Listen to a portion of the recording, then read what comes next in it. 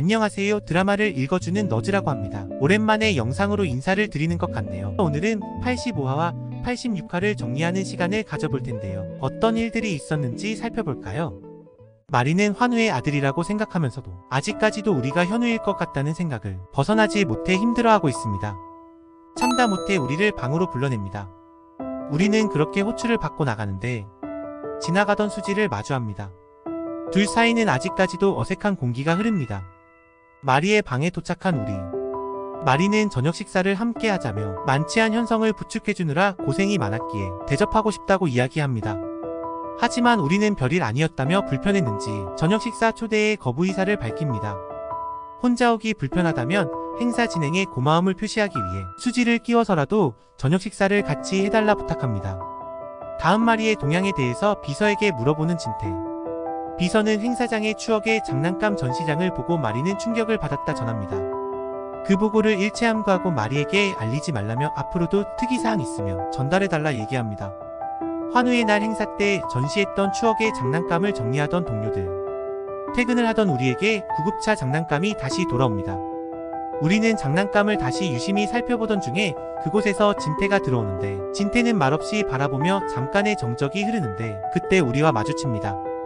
진태는 우리에게 그 장난감은 뭐냐고 묻습니다. 우리는 환우의 날 행사 때 제출한 추억의 장난감이며 언제부터 가지고 있었는지 모르지만 유일하게 남은 본인의 장난감이라고 말합니다. 거기서 잠시 의아한 표정을 짓습니다. 진태는 약속이 있다고 말하며 급하게 가버립니다. 선영을 찾아간 진태. 선영은 우리가 환우의 날 제출한 장난감 때문에 찾아오신 건지 선영은 묻습니다. 진태는 그 이유 때문에 온 것이 맞지만 어떻게 알았는지 되묻습니다.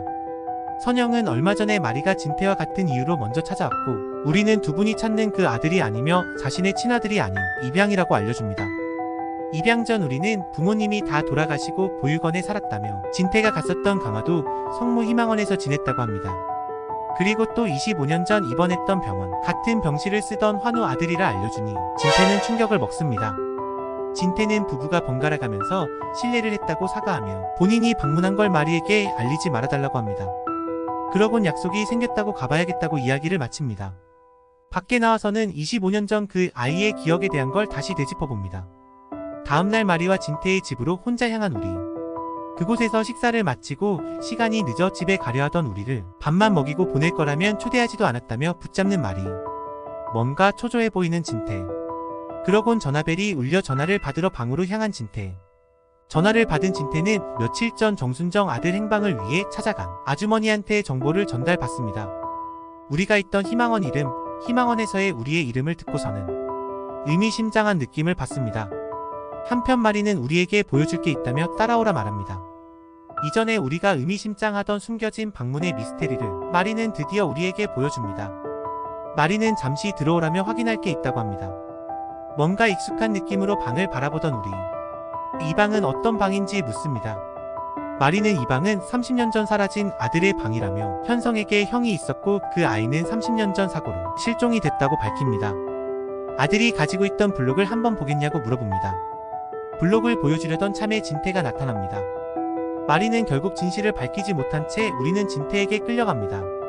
이 장면에서 마리는 우리가 구급차 장난감을 가지고 있던 걸 본 이후로 어떻게든 확인해보고 싶었던 마리는 본인의 잃어버린 아들 현우인지 확답을 찾기 위한 절차를 은연중에 진행하고 있었던 것입니다. 나영은 진태와 마리가 오늘 좀 이상한 것 같지 않냐며 왜 우리를 현우의 방에 데려간 것인지 현성에게 의견을 물어봅니다. 나영은 이전에 전화로 한대화와 마리와 우리가 방을 둘러볼 때 뭔가 찔리는 듯 급하게 올라간 진태의 모습들을 회상하며 의심을 하기 시작합니다. 한편 마리는 우리에게 방을 보여주고 난 뒤 진태와 대화를 하는데 진태는 마리가 왜 우리를 그 방에 데려갔는지 우리 입장에선 얼마나 당황했겠냐고 합니다. 마리는 별 뜻 없었지만 현우랑 나이가 같아서 긴가민가 했었고 우리를 보면 현우 생각이 나서 나중에 사과하겠답니다. 진태는 방을 보여줬단 이유로 왜 사과를 하고 마리는 치료를 필요로 하다며 과대망상 환자 취급하며 우리를 왜 현우랑 겹쳐보냐는 식으로 받아칩니다. 마리는 본인이 실수한 것을 아니까 그만하라며 등을 돌립니다. 현우 생각에 눈물을 글썽이며 자책에 빠지는 마리.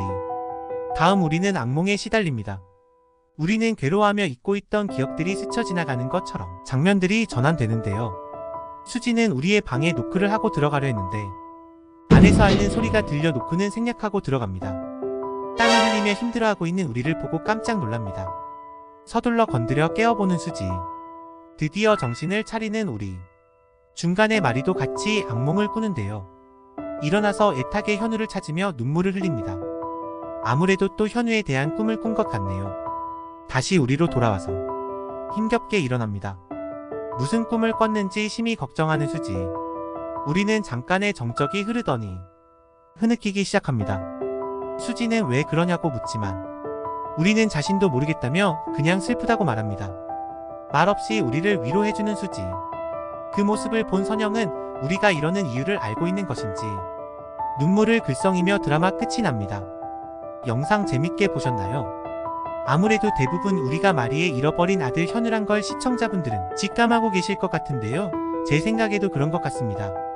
영상이 마음에 드셨다면 좋아요, 다음 편차가 궁금하시다면 구독 부탁드리며 다음 영상에서 찾아뵙도록 하겠습니다.